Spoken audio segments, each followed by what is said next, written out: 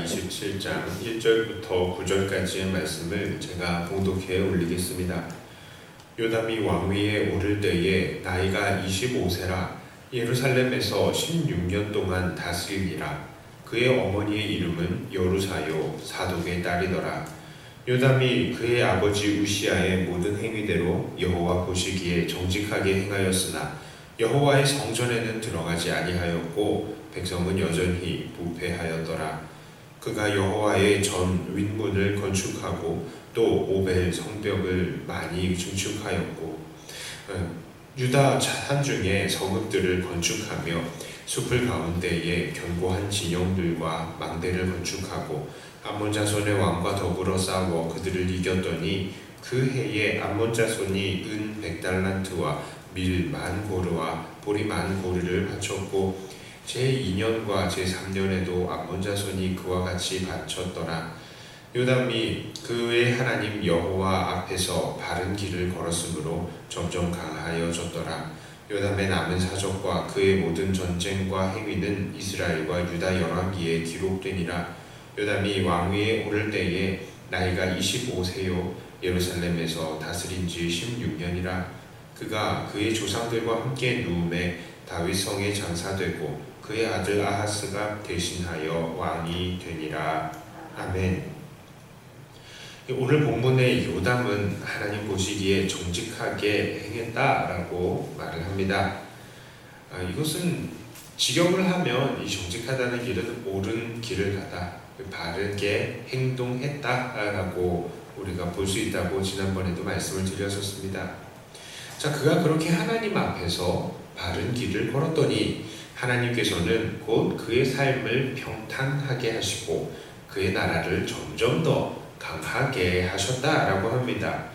그는 정말로 여러 방면에서 나라를 강하게 했습니다. 성전의 윗문을 건축하고 또 유다 각종 성읍들을 강화하였습니다.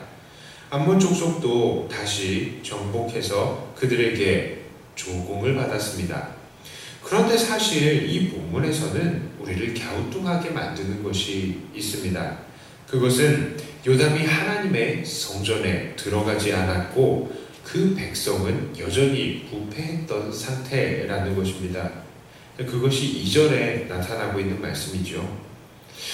요담은 그의 할아버지 아마샤처럼 하나님 앞에서 바르게 살기는 했지만 중심으로 하나님을 사랑하지는 않았던 그런 사람이었던 것입니다. 예배자가 아니었다는 말입니다. 그가 성전에 들어가지 않았던 이유는 무엇일까요?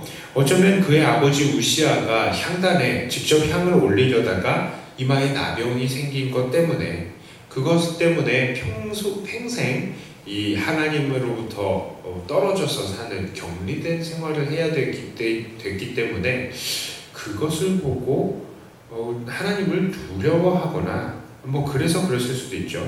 아니면 그것 때문에 하나님을 향한 불만이 생겨서 그랬던 것은 아닌가? 그렇게 볼 수도 있겠습니다. 그러나 그 원인이야 어찌 되었던 간에 요담 왕은 하나님 앞에 예배드리지 않는 왕이었고 그것 때문에 이 백성들도 타락한 상태라는 것을 오늘 성경은 지적하고 있는 것입니다. 이러한 모습은 오늘날에도 얼마든지 나타납니다. 유럽을 한번 생각해 볼까요? 유럽은 오랜 세월 동안 기독교를 믿으면서 살아왔습니다. 그래서 기독교의 정신 아래에서 정말 각종 법들이 발달하고 그것에 의해서 사회의 정의와 인권이 발달해 있습니다. 또한 기독교 정신 아래에서 철저하게 정직과 근면의 삶에 대해서 강조가 되어 왔기 때문에 사회가 참 많은 발전을 이루고 있습니다. 그런데 이들의 영적인 상태는 어떻습니까? 이들의 교회는 안타깝게도 모두 무너져 버렸습니다. 대부분 무너졌습니다. 하나님의 시각으로 본다면요, 이 유럽의 교회들은 이들의 영적인 상태는 정말 인공호흡기를 꽂고 누워있는, 당장에 인공호흡기만 탁 떼면은 죽어버리는 그런 환자와도 같은 그런 모습인 것입니다.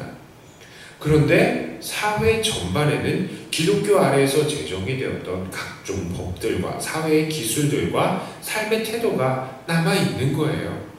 그런 사회적인 제도들을 가지고 있으니 이들의 사회는 어렵지가 않습니다. 잘 발달을 이루고 있는 것이죠. 그래서 이들의 삶이 대체적으로 평안합니다. 하지만 그들의 상태는 하나님 앞에서 절대로 옳다고 말하기는 어려운 것입니다. 하나님과 예수님을 알고 인정한다고 하지만 예수님께 자기의 삶을 드리지 않는 사람들이 대부분입니다. 그래서 그들의 삶은 예수님이 주인이 아니라 자기 자신이 주인인 것입니다. 그러니 그들은 자기의 즐거움과 만족을 위해서 살아갑니다.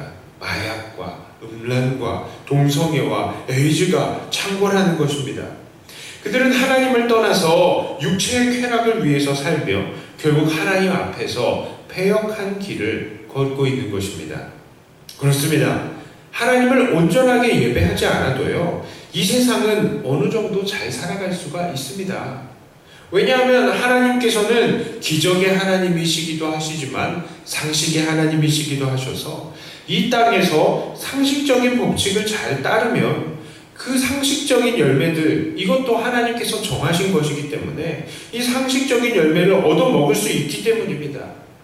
자, 그러니까 이게 무슨 말입니까? 우리가 이 땅에서 잘 먹고 잘 살고 형통한 것이 하나님을 잘 믿고 하나님 앞에 바로 서 있는 것의 증표가 될 수는 없다라는 것입니다. 한 번은 제가 한번 말씀을 드린 적이 있어요. 평생 하나님 나라 위해서 열심히 일하셨던 장로님인데 온몸에 피부병이 생겨서 고통스러워 하시고 말년에 너무 힘드셨습니다. 그런데 그 장로님이 두려워하는 거예요. 내가 이렇게 고통을 당하는 것을 보니 내가 하나님께 벌을 받는구나, 이렇게 생각을 하시는 겁니다. 아니요, 그렇지 않아요. 우리들의 이 육체적인 이 상태가 우리들의 영적인 상태를, 이 영적인 상태 때문에 벌을 받거나 상을 받거나 그렇지 않는 경우들도 있다는 것입니다. 물론 그럴 경우들도 있겠지만 항상 이것은 이것이다 라고 정확하게 둘이 딱 들어맞는 경우는 많지가 않습니다. 자, 그러므로 이 땅에서요, 잘 살기를 원하신다면 우리는 그냥 이 땅에서 상식적인 일들을 잘 하면 되는 것입니다. 하나님이 정하신 상식의 법칙만 잘 따라서 살아도 우리의 삶은 문제가 없습니다. 그러나 우리가 정말로 이 땅에 보내진 왕으로서의 임무를 잘 감당하는 그런 삶을 살아야 된다라고 한다면 이런 상식적으로 바른 삶만 살아서는 안 되는 것이죠. 정말로 중심으로 하나님을 사랑하고 나아가서 하나님을 온전히 예배하는 자가 되어야 하는 것입니다. 그러니까 하나님 앞에 바르게 사는 삶만으로는, 이런 요담의 삶과 같은 것만으로는 부족하다는 것이죠. 하나님 앞에 바르게 행할 뿐만 아니라 하나님을 사랑하고 하나님을 예배하는 예배자가 되어야 한다는 말입니다. 그러므로 우리는 어떤 사람이 되어야 합니까? 첫째로요, 우리는 이유를 막론하고 하나님을 예배하는 사람이 되어야 합니다. 이 요담에게도 하나님을 예배하지 않았던 이유가 있었을 것입니다. 방금 말씀드렸듯이 하나님이 너무 두려워서라든지, 하나님 아니면 하나님을 향한 불만을 가져서 그렇다든지 어떤 이유는 있을 것입니다. 그러나 오늘 말씀을 보시면 성경은 그런 이유에 대해서 한마디도 언급하지고 있지 않죠. 그저 그가 하나님의 성전에 들어가서 예배하지 않았다라는 말만 하는 것입니다. 우리도 우리의 삶이 어쨌거나 상관없어요. 상관없이 하나님을 예배하는 삶이 되어야 하는 것입니다. 우리의 형편이 가난합니까? 상관없습니다. 우리의 형편이 부자입니까? 상관없습니다. 우리가 병자입니까? 강한 자입니까? 상관이 없습니다. 어떤 사람들은 늘 평탄한 삶을 살아온 사람들도 있을 것이고, 또 어떤 사람들은 평생에 고생이란 고생을 다 해본 사람도 있을 것입니다. 그래서 하나님을 향한 각자의 마음은 모두 다 다를 것이 분명합니다. 하지만 하나님을 예배하는 데에는 그런 삶의 배경이 전혀 중요한 것이 아닙니다. 우리는 언제나 하나님께 나아가서 하나님을 예배하며 하나님께서 기뻐하시는 삶을 살아야 하는 것입니다. 두 번째로요, 우리는 다른 사람들에게 예배함을 가르치는 사람이 되어야 합니다. 하나님은 우리를 왕으로 삼으시고 우리를 통해서 우리 주변의 사람들에게 하나님 예배함을 가르치게 하셨습니다. 그래서 우리가 하나님을 어떻게 섬기느냐에 따라서 하나님을 향한 다른 사람들의 태도가 바뀌는 것입니다. 그러므로 우리는 앞장서서 하나님을 어떻게 예배하는지 모범을 보이는 사람이 되어야 하며, 또한 이 예배함을 가르치는 사람이 되어야 하겠습니다. 요담이 하나님 제대로 예배 안 하더니 백성들이 패역한 것 아닙니까? 우리가 하나님 예배 제대로 안 하면 우리 주변의 사람들도 배역하게 되는 것입니다. 자, 이 두 가지 사항, 하나님을 잘 섬기고 이웃들도 하나님을 잘 섬기게 하라는 이 내용은요, 우리가 계속해서 그동안에 보아왔던 왕으로서의 우리가 맡아야 되는 임무입니다. 성경은 계속해서 이런 문제를 강조합니다. 너 하나님 잘 섬기고 네 이웃들이 하나님 잘 섬기게 해라. 왜 그렇겠습니까? 왜 계속해서 왕들이 이렇게 했다라는 것을 계속해서 말하고 있습니까? 이건 중요하기 때문입니다. 중요하기 때문에 계속 나오는 거예요. 자, 그러므로 우리는 우리의 잘 살고 못 살고의 상황에 상관없이, 어떠한 삶의 배경에서도 상관없이, 그 이유와 근거에 상관없이 그저 바른 예배자가 되며 다른 사람들도 예배자가 될 수 있도록 도우시는 하나님의 왕으로서 부름받은 그런 성도님들이 다 되어야 할 것입니다. 계속해서 같은 주제가 나오면요, 학생들 때도 그래요. 똑같은 문제가 자꾸 나오면은 이게 중요하구나 라고 하고 이거를 풀고요, 이거에 대해서 정확히 깨달아야 정말 본 시험에 들어갔을 때에 그 시험을 풀어낼 수가 있는 것이죠.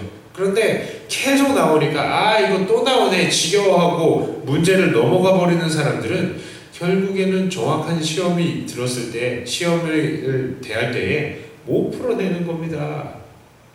성경은 계속해서 강조하죠. 이게 중요해. 너 하나님 잘 섬기고 네 이웃들이 하나님 잘 섬기게 해라. 이거 중요한 거야. 중요한 거야. 중요한 거야. 반복되면 반복될수록 이게 중요하구나 하고 다시 경고를 받고 다시 하나님 앞에 우리의 삶을 바로 잡아야 되는 사람들입니다. 그게 우리들이에요. 그런데 귀를 닫고 아이고 또 같은 말 지겹다 하는 순간엔 우리가 정말 하나님 앞에 그 심판의 날에 책망이 있게 되는 것입니다. 그러므로 이것이 중요한 줄을 알고 내가 온전한 하나님의 예배자가 되고 다른 사람들이 하나님을 온전히 예배할 수 있도록 돕는 그런 데에 최선을 다하시는 저와 여러분들이 다 되시기를 주님의 이름으로 축복합니다. 기도합니다. 하나님 아버지 감사합니다. 하나님께서 우리를 이 땅에 왕으로 보내주시고 우리가 하나님을 온전히 잘 섬길 뿐만 아니라 우리의 이웃들도 하나님을 잘 섬길 수 있게 최선을 다하라고 오늘 말씀을 주셔서 감사합니다. 하나님, 하나님을 향한 우리의 이 마음의 여러 입장은 어떠하든지 상관없이 우리는 온전히 하나님을 예배하는 자가 되게 해주시옵소서. 그리고 특별히 우리의 이웃들, 우리의 자식들, 우리의 친척들을 위해서도 기도합니다. 하나님, 우리의 기도가 하나님 앞에서 또 상달이 되고 또 하나님께서 거기에 응답하셔서 우리의 자녀들, 우리의 친척들, 이웃들이 이제는 믿지 않았던 사람들이 다시 믿음의 그 생활을 할 수 있도록 하나님께서 은혜로 함께하여 주시옵소서. 마음을 여시고 믿게 하시는 분이 사람이 아니라 바로 하나님이시기 때문에 하나님께 간구합니다. 하나님께서 그 마음을 열어 주시옵소서. 그리하여서 우리의 가족은 천국의 가족이 되게 하여 주시고 이 땅에서도 천국의 삶을 누리고 천국에서도 함께 기뻐할 수 있는 믿음의 가족들, 가문이 되게 하여 주시옵소서. 대가 흘러가면 흘러갈수록 더 주님께 충성하고 영광을 돌리는 믿음의 가문들이 다 되게 하여 주시옵소서. 하나님, 특별히 이 한국교회 지금 처한 상황을 불쌍히 여기시고 우리가 함께 예배드리고 함께 식사의 교제도 하며 또 즐겁게 찬송하고 하나님 앞에서 기뻐할 수 있는 우리가 다 되게 하여 주시옵소서. 지금 환경이 그렇게 할 수 없는 환경입니다. 하나님, 속히 이것들이 회복이 될 수 있도록 은혜로 함께하여 주시옵소서. 감사를 드립니다. 우리 주 예수님 이름으로 간절히 기도드리옵나이다. 아멘. 하늘에 계신